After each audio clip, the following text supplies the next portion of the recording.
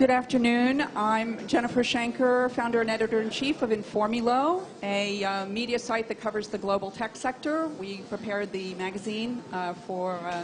oh, you can't hear? Hold it closer. I think it's on. We're the company that prepared the publication for DLD Moscow. We're here this afternoon to talk about investing in Russia, and we've got a really stellar panel.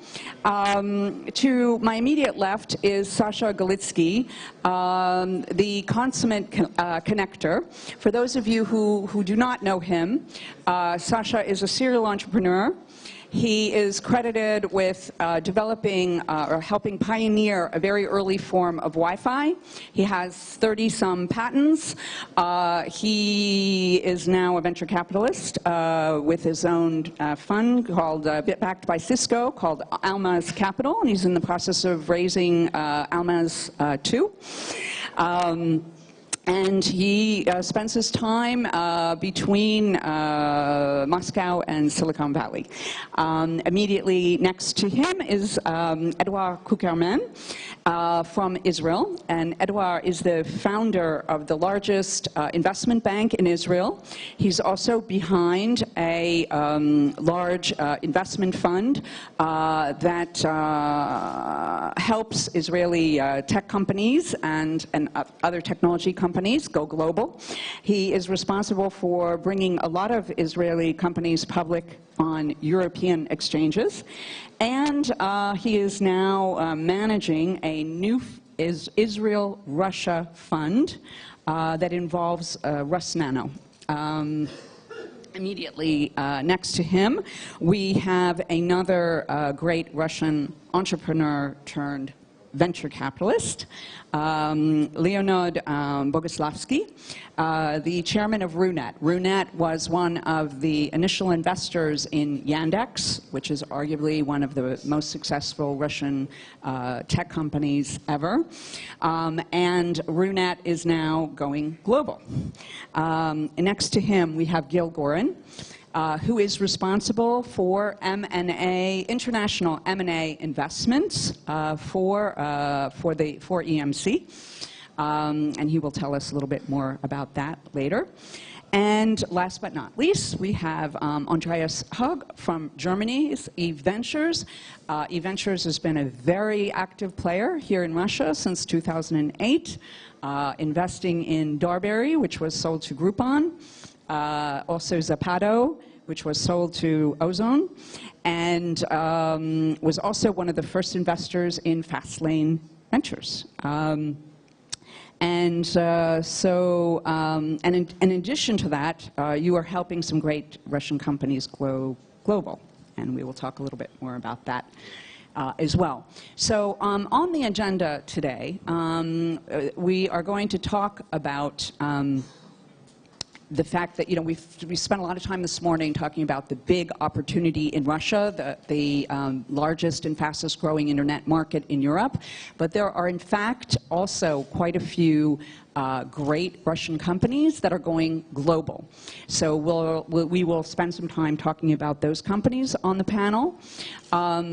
Secondly, we will talk about Russia's bid to become a global technology hub and how it stacks up against other global hubs, such as Tel Aviv. And finally, we will talk about how lots of Western venture capital is flowing into Russia right now, but a certain amount of Russian capital is now flowing out internationally, and the impact of all of that. So I'd like to kick off the discussion by talking about Russian companies going global. And perhaps, Sasha, you can start off by talking about some of the companies you've invested in, such as Parallels, Acronis, and a few others who you might not be able to say this, but I will, as a journalist, will probably go public soon. Yeah, I will tell that, first of all, I don't believe that exists local market anymore for companies which is building software. So I would like to divide software and internet. It is not right or costs dividing, but in general, internet for me, it is oriented, which is very successful in Russia. It is internet which are oriented on consumer service. So you spoke about Kupi VIP, you spoke about Zapato, and many other companies. They, first of all, operate from point of view to create service for consumers on the territory which name Russia, and it has big opportunities since Russia becomes the biggest European market, I will say, from point of view of numbers of users.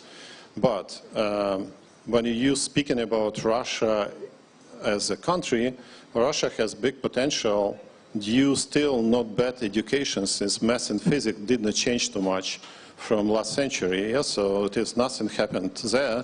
So still education system and preparing the guys in 4 years education in Russian universities where they're going through math and physics is very strong. And so when you're speaking about B2B companies or building software companies, they from day one need to be global. In our fund, we don't invest company if company doesn't have global opportunity, or CEO or founder is not thinking about global opportunity. So from this point of view, it is a lot of these companies.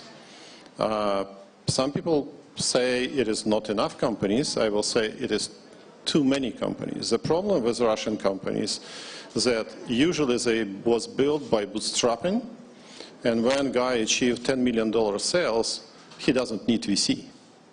So he's already happy driving expensive car, has apartment in Dubai or some other place. What's the reason to get money from VC? So it is a problem which exists for Russian companies, which can be very good global on the global market. So example of Acronis in parallel showing that company which had 500K in 2003 can achieve $200 million in 4, 5, 6 years. It is a best example, so it is an example for many entrepreneurs that they can go through this list.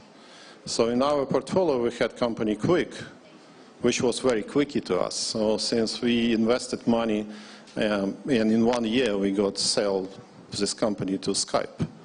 Regretfully for cash, not for stocks. It is a mistake, but in general. And I will say that it is this big amount of companies like this.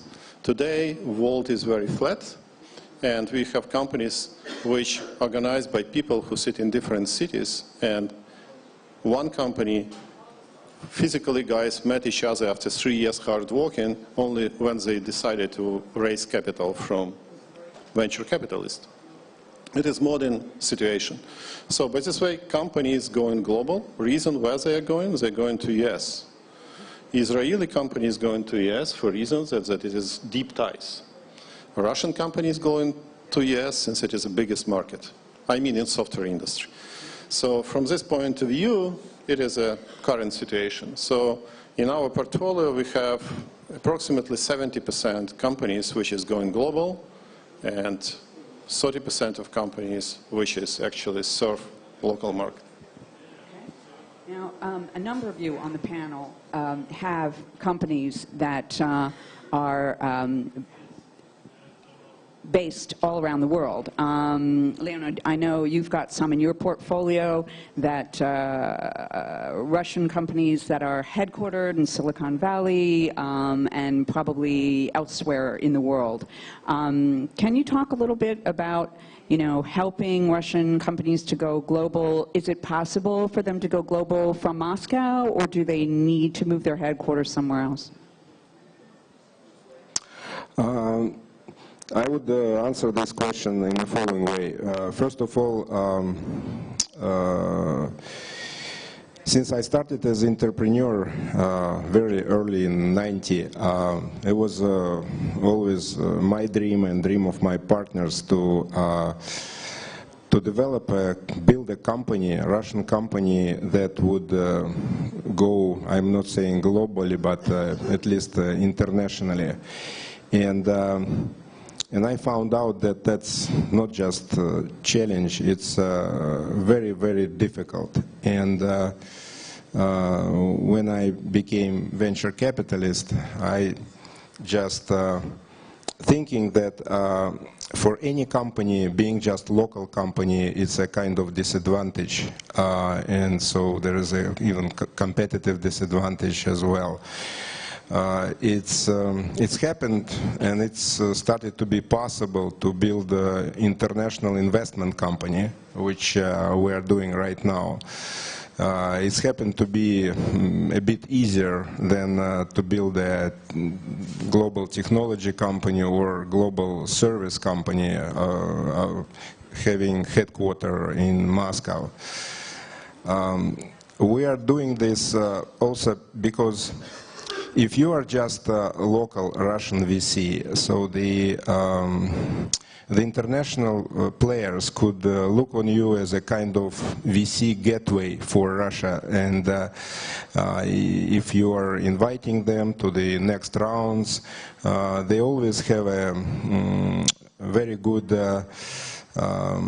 additional value, saying that, okay, so we have the similar company, say in India or in Turkey or in Brazil, and this company is doing this, this and that, and so they have a very broad knowledge. And for the local VC, you have only Russian knowledge. Russian knowledge, by the way, sometimes is very good and beneficial, but still international knowledge is important, so that you can share with your companies what's happening in the same type of companies in other countries. And that's what we've already done to a certain extent, because as of today, RUNET portfolio, our investment portfolio consists of 40 companies, and half of them are in Russia, are Russian companies, and half of them are in companies outside of Russia. And these companies are in India, in Southeast Asia, in Turkey, in Europe, in United States. And we started already doing not just a cross-reference, but even bringing entrepreneurs who are doing the same thing in other countries, bringing them either to Moscow, or Moscow guys are flying to see the similar company, let's say in India, and that helps a lot. So this is real add value. Answering your question just very shortly, I think that that's very hard, or even about impossible to get a high-tech global company having headquarters in Moscow. Thank you. Andreas, you know, work with companies, Russian companies and others. You have an international perspective. Do you agree? And if so, why? Yeah, basically I agree, and I mean you could have discussed a little bit the Engine X case as well, and I think it's not really a question of country of origin, but what you're going to aim at. And there's a funny story. We invested in a company a couple of years ago, Extends, now called Merchantary.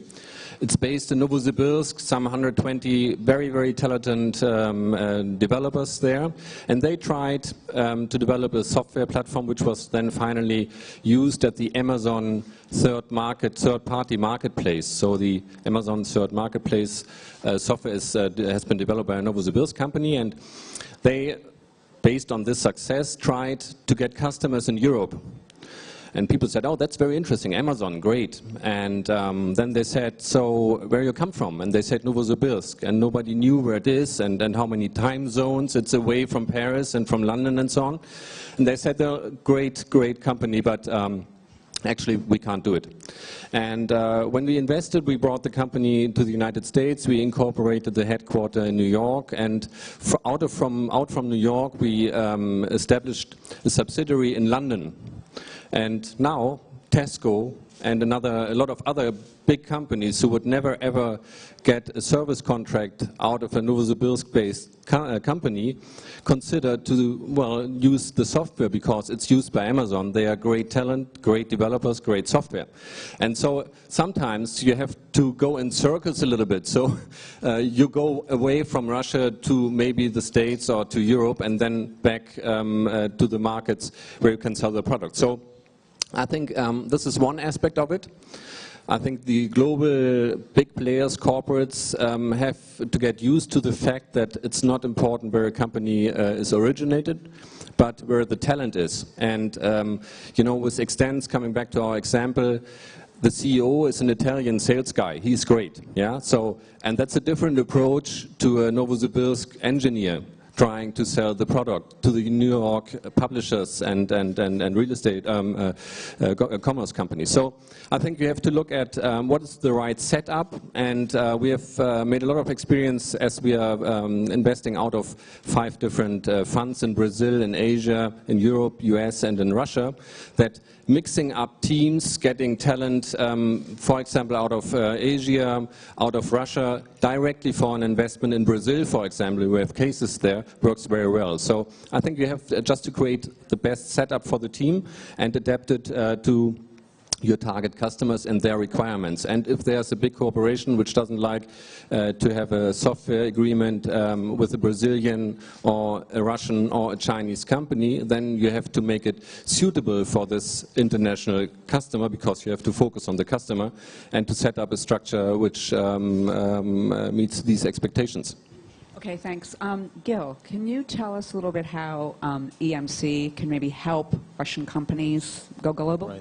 Right. So maybe I'll say a few words about EMC for those of you who don't know EMC. EMC is a technology company, Fortune 150, $60 billion company, well known for the storage hardware, but not many know that out of the 53,000 employees, only 500 are hardware engineers. It's one of the largest software company in the world. Over the last 8 years, we experienced significant growth, and a lot of it through acquisitions.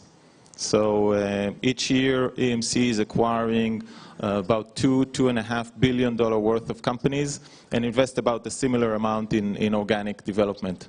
So that's kind of the background. From 2003, we acquired more than 75 companies. 5 years ago, I moved back to Israel, my origin, and we acquired 10 companies in Israel. We have a development center of 1,300 people. So here in Russia, we made a commitment to Russia. We have a center of development in St. Petersburg who counts more than 300 people. And we're ready to make the same commitment in terms of investments and acquisitions. So that's good news for the entrepreneurs in the room. I see multinationals as a way to bridge the gap that Sasha talked about of local companies that want to open a window into the rest of the world. We have a well-oiled sales machine. We have a well-oiled engineering machine. And I think that having that relationship, close relationship, through investment, through partnership with a multinational early on, provide that window into the rest of the world in terms of marketing, sales, as well as knowledge of engineering that is required in order to penetrate those markets. Okay, thanks. Edouard, please tell us a little bit about your new fund and how you see Israel working more closely with Russia. Yes, perhaps before speaking about the new fund, not sure it's working. Yeah. Okay. Thank you. Yes, perhaps a comment regarding our company can become a global player. Unfortunately, in Israel, we are a very small country with 7 million people. So any technology company that starts cannot allow itself to become a local player. They have to think global from day one.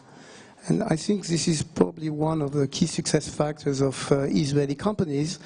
Another key success factors is probably the fact that among the engineering, we have a lot of Russian immigrants. We have 1 million Russians that came to Israel in the early 90s to the late 90s, and 35% of them came with an engineering degree and contributed in a substantial way in the growth of the high-tech company. Now, to come back to your question, I think that from our standpoint, many Israeli companies were focused on the US market, it's true, but we saw that it's very important for Israeli companies, and we start promoting that in the early 90s, to look at the European market. We were really promoting Europe for many Israeli companies for almost 2 decades. We took Israeli companies public in Europe and raised more than $3.5 billion for Israeli companies in Europe.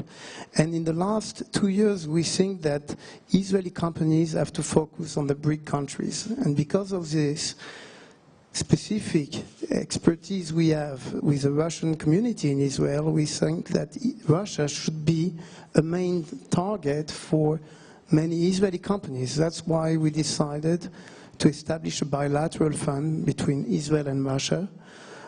Our goal is to help Israeli companies either establishing R&D facilities in Russia or establishing manufacturing capacities here, or simply to look at Russia as a big market they should address. And that's one way for many Israeli companies to go. On the other hand, we want to establish a bilateral incubator between Israel and Russia, because I think that Israel has gained a lot of expertise in building incubators. You know, when I speak with incubators in Russia, it's not just buildings, it's mainly a strong management team that can support those startups, and I think that we've gained quite a lot of experience doing that since we started our venture activity in '93, and we have launched a couple of incubators in Israel. So those are the directions where we believe we should play a role, and we plan to do so with a new fund we are launching with the support of Rosnano. Great, thanks. So next I want to move into the topic of Russia's bid to become a global tech hub. I first came to Russia as a technology journalist in 2000 for the first ever venture capital conference. And in those very early days, there wasn't much venture capital, and there wasn't much knowledge about how to take the great tech developments here and turn those into companies. In 2004, there was a tech tour of Russia headed by Sasha that brought a bunch of Western venture capitalists to Russia, and they had the chance then to invest in companies like Yandex and Parallel. There's many opportunities. And they missed those opportunities, absolutely, because at the time, Western venture capitalists were not ready to take the bets on Russia. Today, Russia has come a long way, and there are a lot of efforts going on today from the Russian venture company, Rosnano, as well as the Skokova Foundation, to make Russia a global tech hub that can hold its own against other centers like Tel Aviv. So I would like to kick off this discussion with Edouard, who is going to kind of give us his view on Israel versus Russia. And Julian, if you can put the slide up. Yeah, I don't know if you can show the slide, but no, sorry. Okay, I will try to do it without it, okay? So there is, you know, to make a technology cluster, yes, I can see it, but the others I'm not sure. Okay. Okay, to make a technology cluster successful, you have here 7 parameters that are indicated.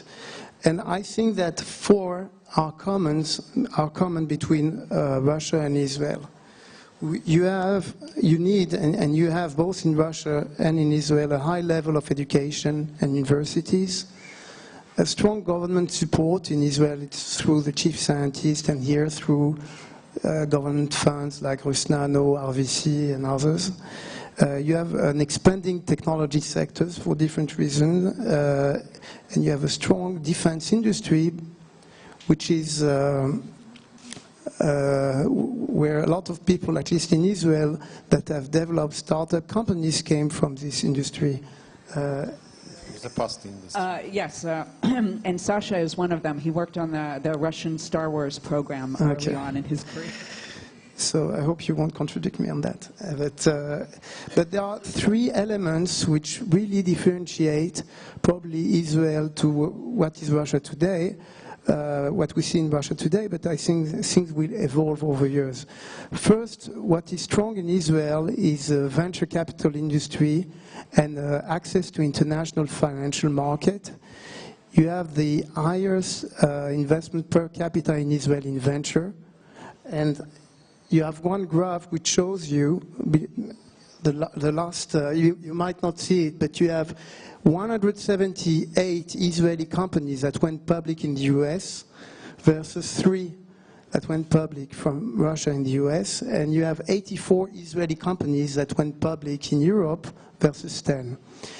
I think these things will change and will evolve. I remember, by chance I see in the audience a person that was helped me doing an IPO in Germany, but we've been, I remember when I took the first portfolio company of ours public in Germany, it was the first non-German company that went public in Germany. And the president of the Deutsche Börse told me, but are you aware we don't have any Austrian company or Swiss company for 200 years? You will be the first one.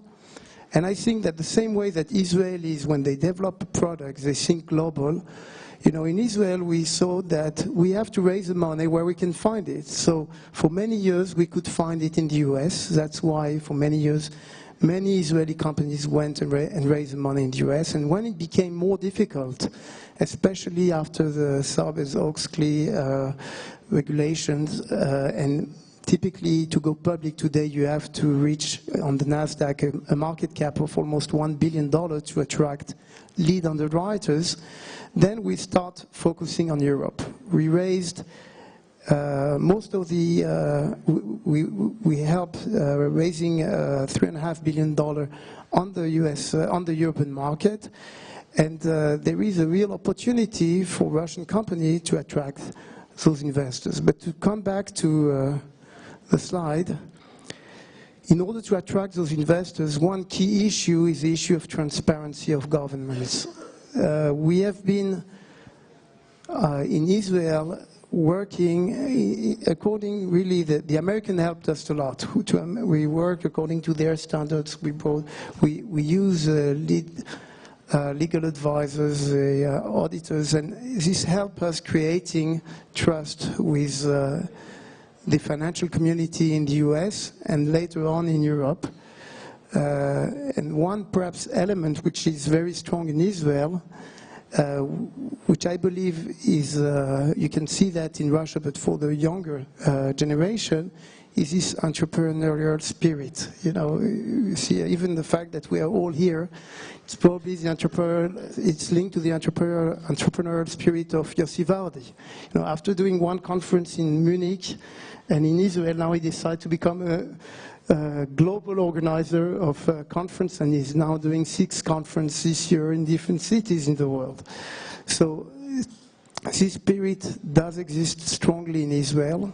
I think that we can feel when we speak with the younger generation that it's very strong in Russia, and they're looking for opportunities to really access to the international markets, and I hope that our fund will be a tool for them.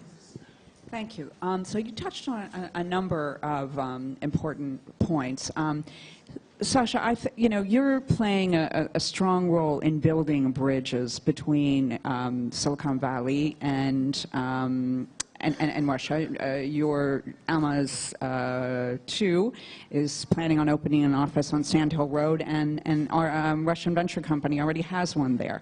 So I think in the last couple of years, since the last tech tour in 2009, that there has been a strengthening and more confidence in the Russian market. Do you think that it's transparent enough? Do you think that the fears about corruption in Russia and that it's a risky place to do business have been, completely taken care of, or is there still a bit of a job to do? First of all, I will say that I don't know any high-tech entrepreneur who was arrested. So during all these 20 years, or 22, even one time I was without passport for 9 months, but it is for different reason, for my classified job in the past. But in general, high-tech market is very protected in this country, first of all. Second one, I will say that, of course, it depends from success.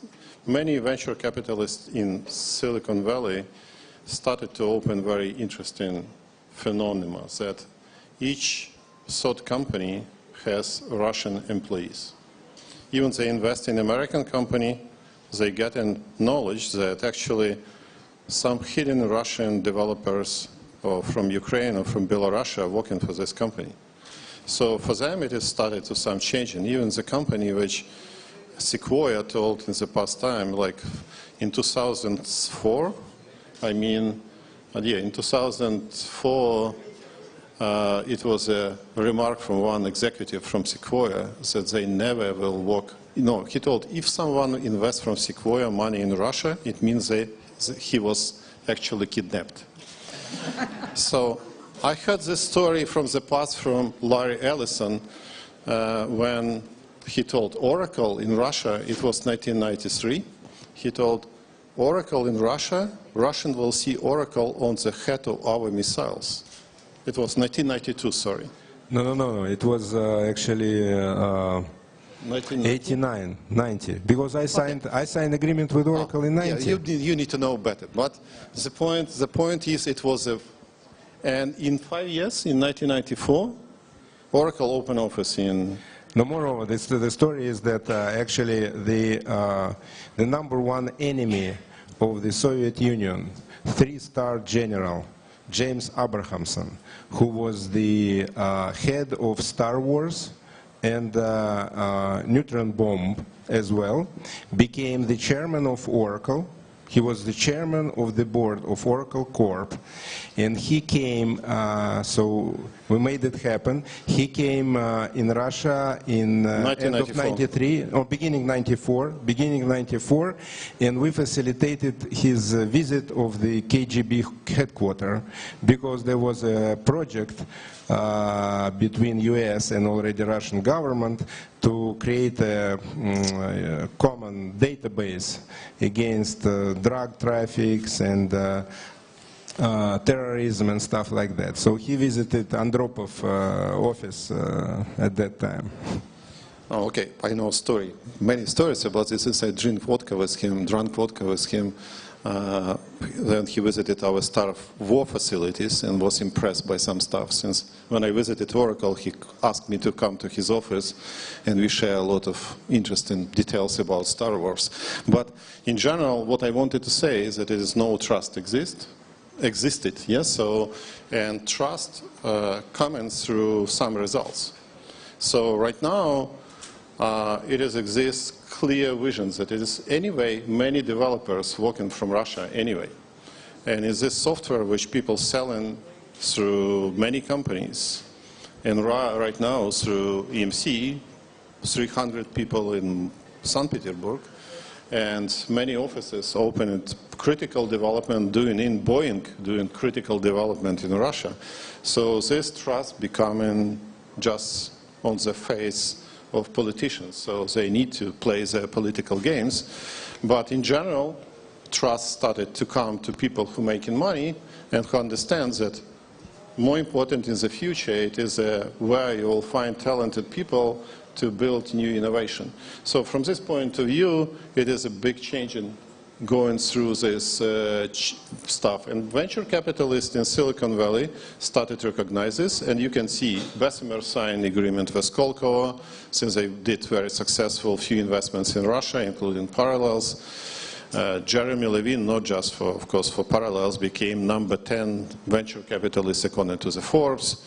So it is like many changes coming through this. You can see success of Insight Partners, you can see some success of Index, you can see success of Excel, and from this point of view, people started to pay attention to Russia more seriously. Yeah, and I think it's interesting to note for the DLD Moscow publication.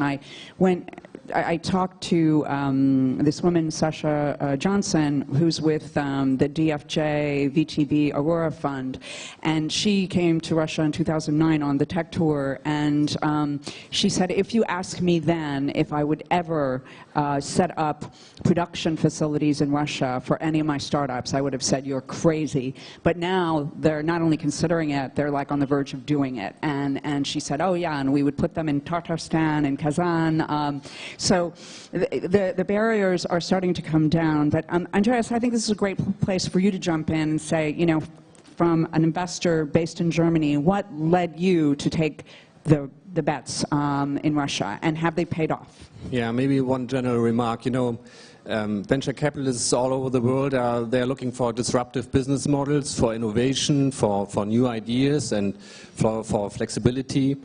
But if you look sometimes at venture capitalists, a lot of old men, not really flexible. They like to not invest in companies they can't reach within 1 hour car drive. Yeah, if I'm located in Central Road, it's pretty easy to just walk 2 blocks away, and I think it's a very good initiative from the DLD here and from Skolkovo to offer organized tour packages more or less to Russia, to the wild country, for people who are not really confident in discovering new ideas. And I think a major approach, and that leads to the question you just asked, is for us, we see there's a new model emerging in venture capital. It's not about investing 3 blocks away from where you're situated in the same teams you have been investing for the past 20 years, yeah, in the same space, which you are very confident about, but also being a little bit entrepreneurial in terms of developing new opportunities by combining business models, people, and so on. So our approach, and we are very actually successful and happy with our initiatives we started in 2008, was just after the financial crisis where everybody left Russia, and there was more or less an empty space from a lot of foreign investors who said, I always knew it, it doesn't work, yeah.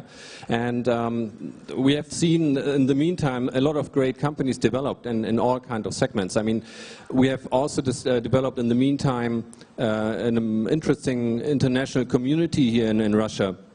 If you look, I mean, we had Oscar and Damian talking about KupiVip. If I look at all the different nationalities we see in our investment in Fastlane, then you see how a new ecosystem evolves, also attracting maybe via us and via you, more entrepreneurial VCs who take a risk, or at least the risk of traveling to Russia, yeah, which is not really a big risk, as we all know. In order to really develop new ways of defining venture capital as a business, yeah. So, and I think we've been proven right now so far, and I can encourage everybody to really be a little bit more flexible and to really move ahead and try to discover new worlds, which we have here. Leonid, I think you probably want to jump in here, because that's exactly what you're doing right now.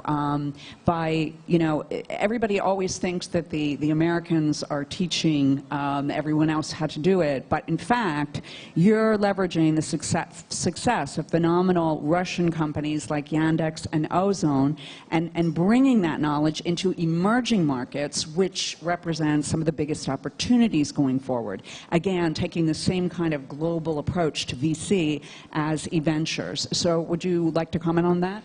Yeah, actually, I was, to a certain extent, I was surprised that it wasn't very difficult for us to win deals, being a Russian investment company, to win deals on emerging markets outside of Russia, because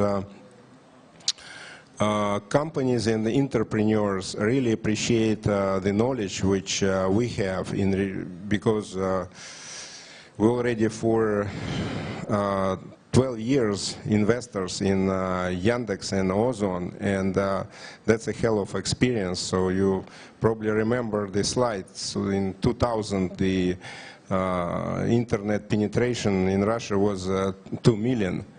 So then when we are coming to India or Southeast Asia, in many cases, entrepreneurs see that we know, it looks like we know what's going to happen in 5 years in those countries, just because of the already emerging market experience in Russia. So this is was a bit of surprise for me, so that we can export from Russia the knowledge of how to build, how to develop, and how to get to success for internet business in Russia.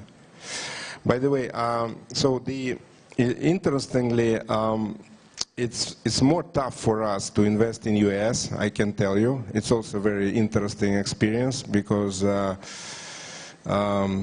in about every other for about every other investment opportunity, I have to talk not to CEO and to a number of board members, convincing them that you know, we are nothing to do with Russian mafia. We have a very transparent cash flow. We earn money, you know, in a very decent way.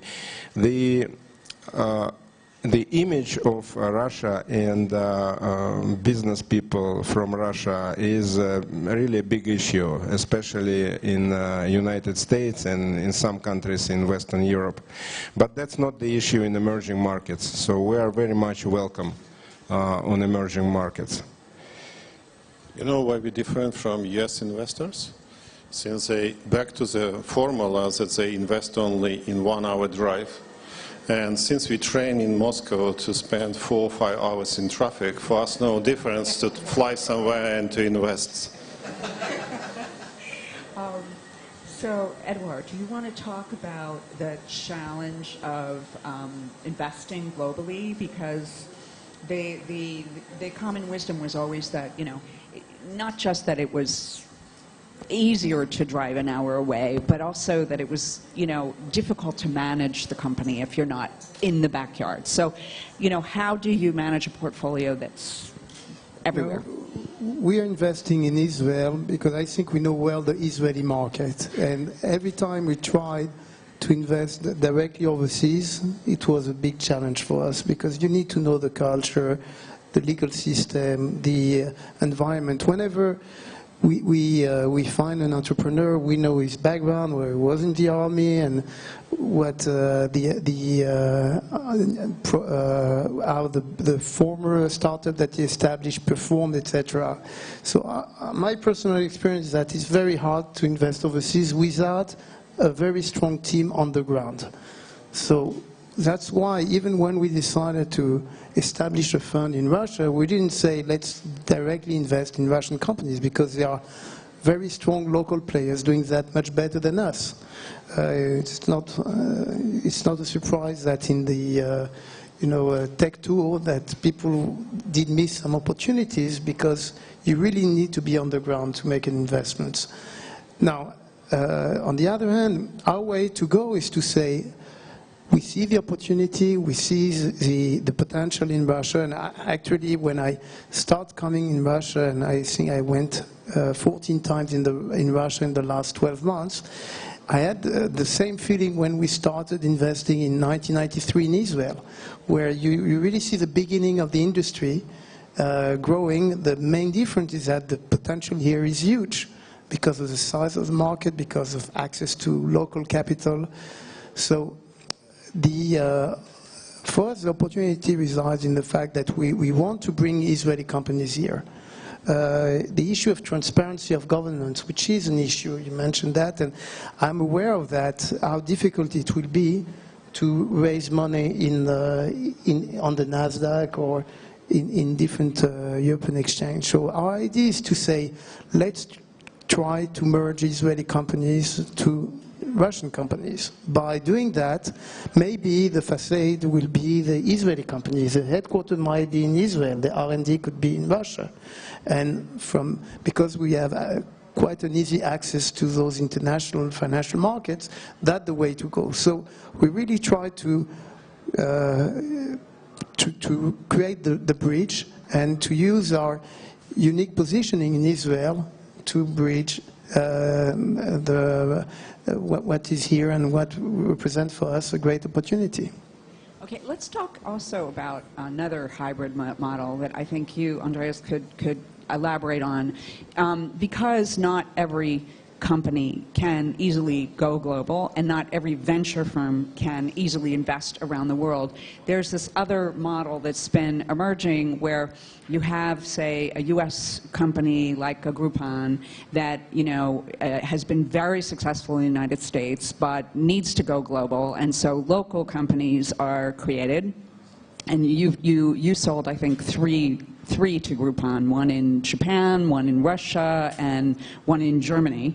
And today, I think those companies represent a pretty significant percentage of Groupon's overall turnover. So how do you see that whole model evolving of kind of local companies then being acquired or teaming with US giants? Yeah, we see decreasing barriers of entries in markets. That means the internationalization of a business model goes much faster. We don't have any kind of technical or infrastructure constraints anymore. I mean, there's cloud computing and so on, so it's quite easy, if it's not a pure technology game, to go international. And we have seen a lot of American companies having a lot of difficulties to establish a business model in foreign countries, in China and also in Russia, actually. I mean, a lot of great Russian companies share their business model with American companies, but they didn't manage to be successful here. So our approach is, and I think the Groupon case was quite impressive, when we invested in Europe, in City Deal, and seeded more or less Starberry in Russia, and together with our Asian colleagues, Qpot in Japan, and also Superdeal in Ukraine. We did it very fast, but adapted to the local environment, with local teams, with very strong entrepreneurs, not with second-class, you know, college students sent abroad to discover and to learn and you know, a little bit, but really with high potential entrepreneurs on the ground, and we supported them with, you know, technology exchange, marketing, sharing marketing intelligence, to very fast develop the company. And I think I'm very happy that you raised this point, because sometimes this subject of cloning comes up. And I think there's a big difference between stealing code, user identity or user interfaces design and names, and to further develop business models. You know, you don't see Guild Group or Rue La La or One Kingsling talking about Vaughan Privé having invented the business model in France and then transferring it to the States. But they have, for example, One Kingsling further developed into a vertical this business model. And I think that's the same approach we are looking at, to make those business models adaptable to the local market. And for the international companies, it's very interesting. I mean, you know, if you see that more than half of the turnover of Groupon comes out of those international companies in very fast developing markets like Brazil, like Russia, like Asia, and Central Europe. And so that's a big benefit, and I doubt that any company would have grown so fast. And Groupon, you know, is the fastest growing company ever, at least what we have heard. So, and this very fast growth is also linked to a very smart way of going international. And I think emerging markets such as Russia or Brazil, and incubators like Fastlane here in Russia, or in Brazil or in Asia, different incubators can really help to professionally implement those business models and to develop them further, really adapted to the market requirements. Thank you. I think we have like a couple minutes left. Are there any questions from the audience?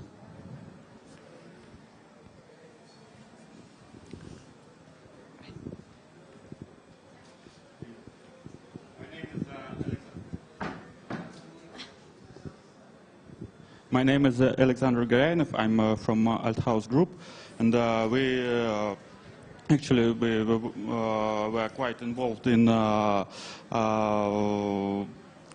financial advisory for the investors in internet. And from what I see, the main problem, of course, the Russian venture capital industry is much less developed than United States, for example. And one of the reasons for that is a lack of understanding of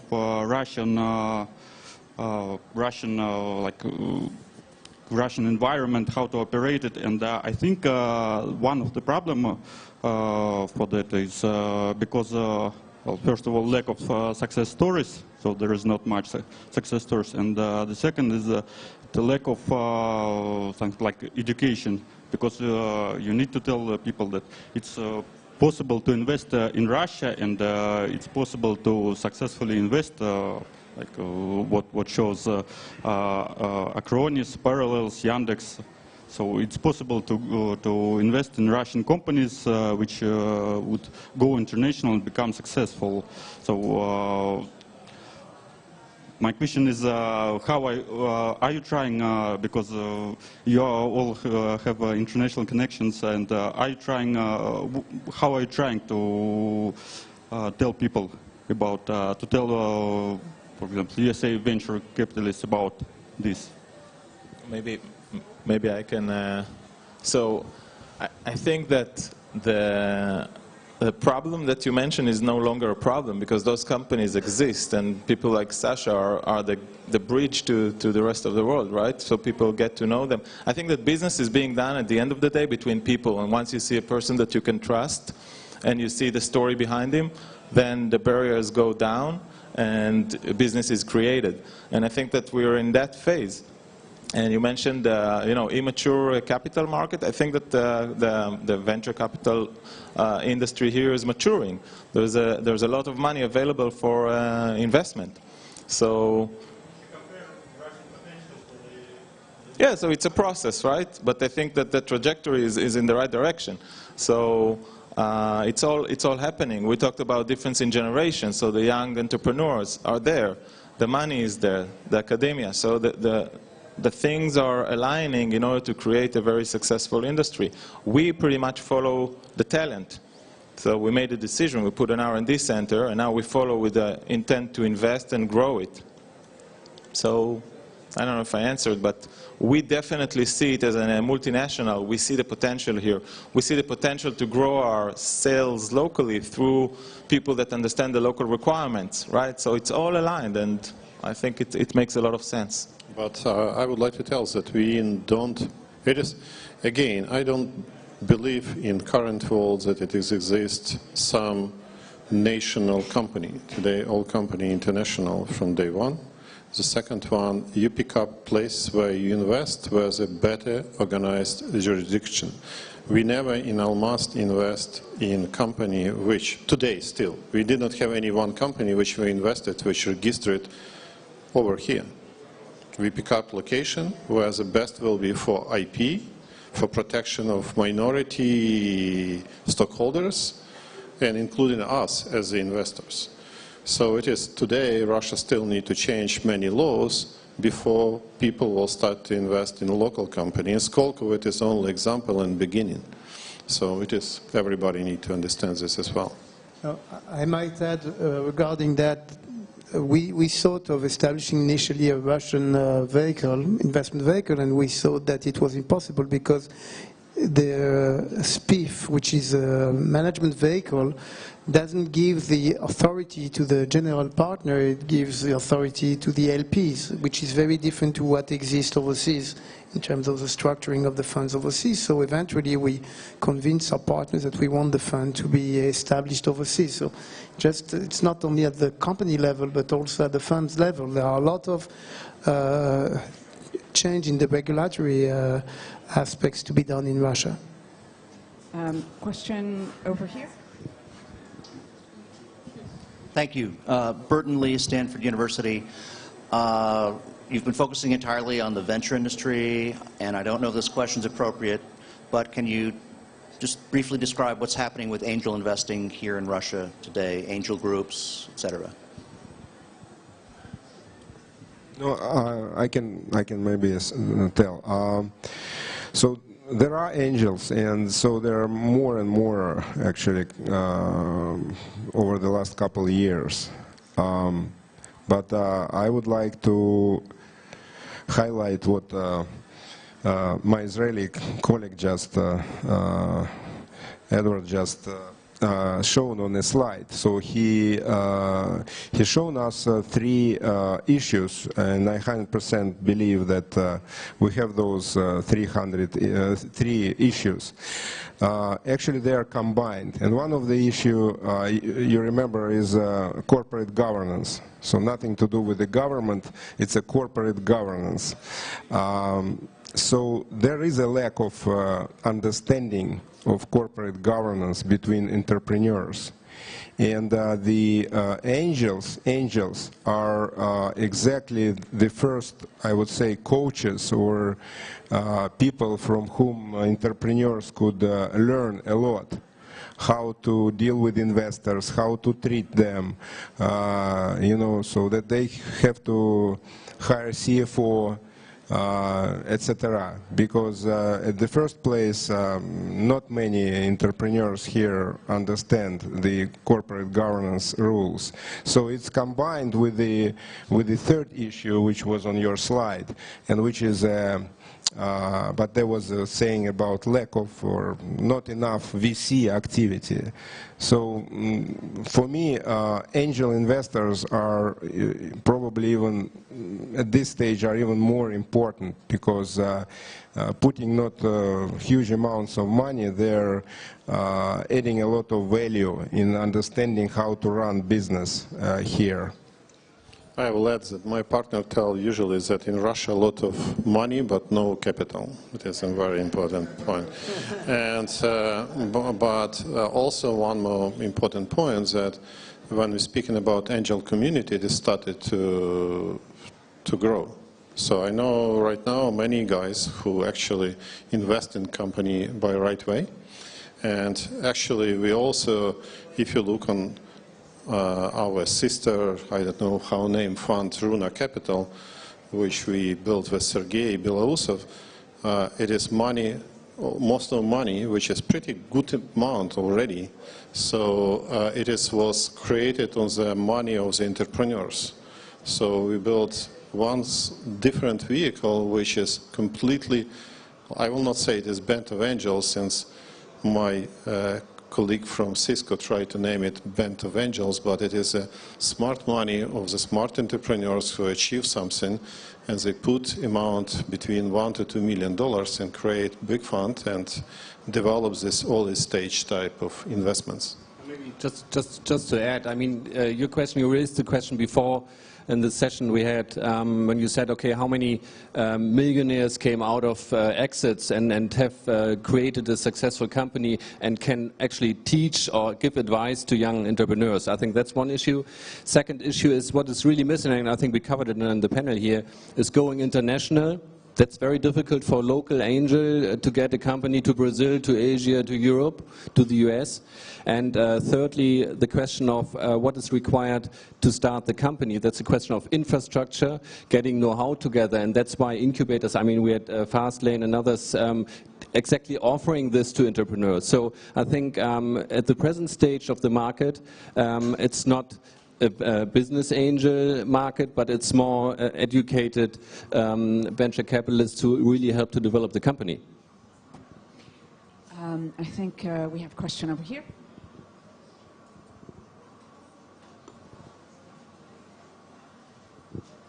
Thank you very much for the discussion. One of the topics you have touched here is Russia to become a technological global hub.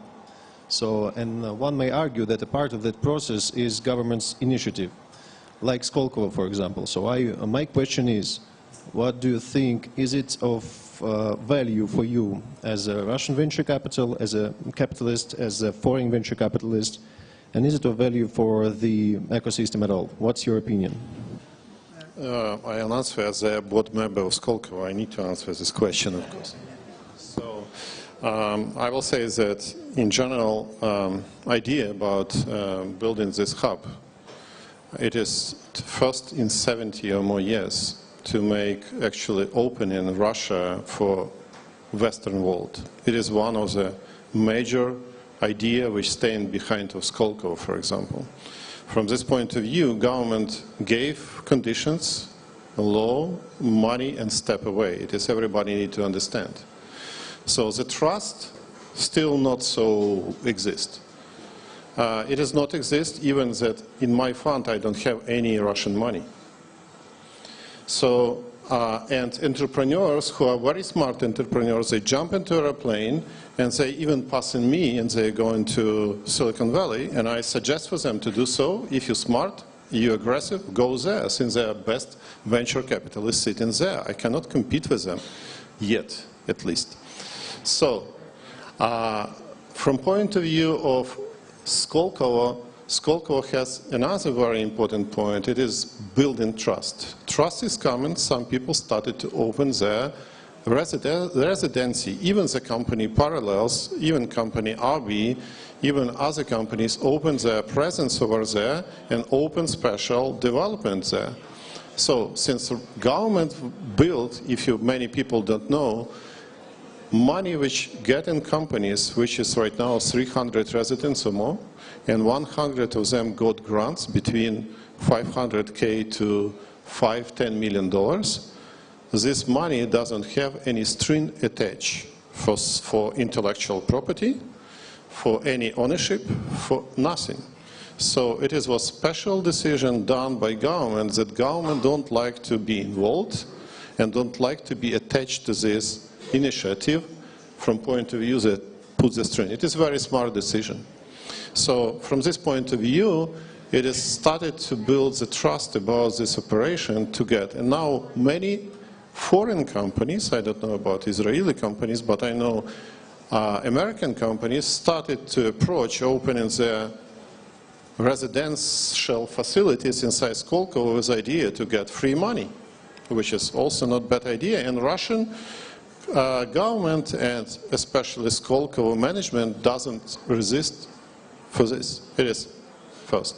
The second one, international education is very important to combine, and it is how it is going in Skolkovo. As you know, it is signed big agreement with MIT to build Skoltech, which already pushed by Russian government to have $2 billion endowment in 1 or 2 years to collect from Russian oligarchs or some other guys, but it doesn't matter. It will be sit in the education which will be goes the right way. One more point. When we're speaking about, here's a picture, was a picture about military. So, sorry guys, we had very strong defense industry in Soviet Union, but this industry gone since we had too many research and development institutes where actually our students got the industry knowledge when they came to research and development, since universities in the Soviet Union did not make any research. It was done in research and development institutes. Now Skolkovo trying to rebuild this, and we make few initiatives. One initiative, it is long-term view. We open the quantum center with Russian and foreign guys together with MIT and Harvard to run this program for future. We now open second project with Stanford and Berkeley to run software-defined networks, which is a very important point since it is a changing of telco industry. And I hope we will open one more center with participation of very nice company EMC in big data, since it is a one more big key problem which is sitting on the top. And all on this all stuff, Russian is very good, since math and physics still pretty strong. Just one comment, which is coming from the Israeli experience. I think the success of the involvement of the government, that they from they've put the money through the chief scientist, but very early they decide not to be involved in the decisions. For example, Yozma, which was a public fund in 1993, decided to follow on other funds. They have not selected companies themselves, they just did some sidelong investments. The same goes for when the chief scientist established the incubator program. There were 24 incubators established all over Israel with 400 projects financed every year through those incubators. And the program became really efficient when the incubator program was privatized.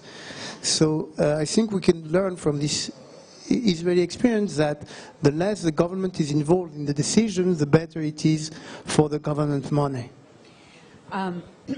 Well, I mean, I think, as Sasha pointed out, I mean, the Russian government has recognized that in the way they set up the funding of Skolkovo. And I think it's also important to note that the Russian government has, through the Skolkovo Foundation, recognized that there are a number of problems that you just cannot throw money at.